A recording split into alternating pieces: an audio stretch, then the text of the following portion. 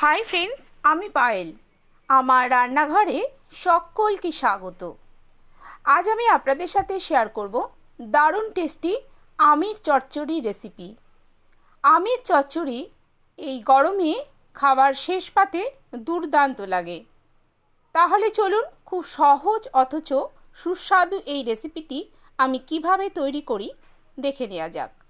সবার প্রথমে আমি আমগুলোকে আলু চচ্চড়ির আলুর মতো ডুমো ডুমো করে কেটে নিয়েছি। দেখুন, আমটাকে এরকম ছোট ছোট ডুমো ডুমো করে কেটে নিয়েছি। আমটা কিন্তু কাঁচা আমি, ঘরে একটু বেশি দিন থাকার কারণে আমের গায়ে একটা হলুদ রং চলে এসেছে। আর আটিটাকে আমি ফেলিনি, আটিটাকেও আমি নিয়ে নিয়েছি। কড়াইতে 1 চামচ সর্ষের তেল গরম করতে দিয়েছি। দিয়ে দিলাম 5 ফোড়ন শুকনো লঙ্কা। মিডিয়াম ফ্লেমে ফোড়নটাকে খুব ভালো করে ভেজে নেব। 5 ফোড়ন শুকনো লঙ্কার সঙ্গে আমের একটা আলাদা সম্পর্কই আছে।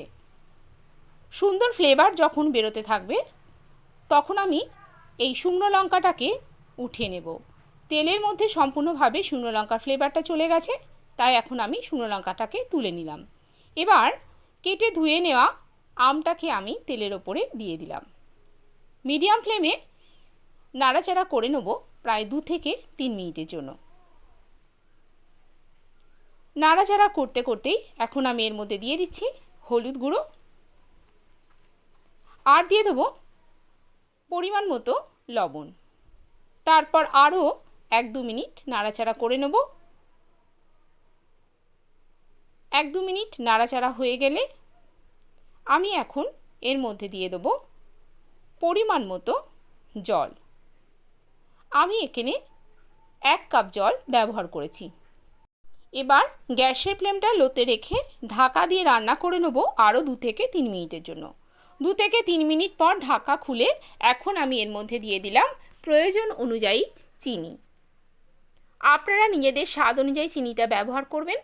তারপর আরও 1-1.5 মিনিট এটাকে আমি লো ফ্লেমে ফুটিয়ে নেব, যাতে চিনিটা তাড়াতাড়ি মেল্ট হয়ে যায়।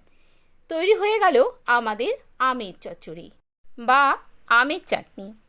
রেসিপিটা যদি ভালো লেগে থাকে তাহলে প্লিজ আমার চ্যানেলটিকে সাবস্ক্রাইব করে নেবেন, আর পাশে থাকা অল বেল আইকনটিকে অবশ্যই অ্যাক্টিভ করে নেবেন। তাহলে আমি যখনই কোনো ভিডিও আপলোড করব আপনাদের কাছে দ্রুত নোটিফিকেশান পৌঁছে যাবে। একটা লাইক করতে কিন্তু একদমই ভুলবেন না। আজ তাহলে এ পর্যন্তই। আবার রান্নার নতুন কোনো ভিডিও নিয়ে আপনাদের সামনে হাজির হয়ে যাব। আপনারা সবাই ভালো থাকবেন, সুস্থ থাকবেন, সাবধানে থাকবেন। আমার রেসিপিটি এতক্ষণ ধরে দেখার জন্য আপনাদেরকে অসংখ্য ধন্যবাদ।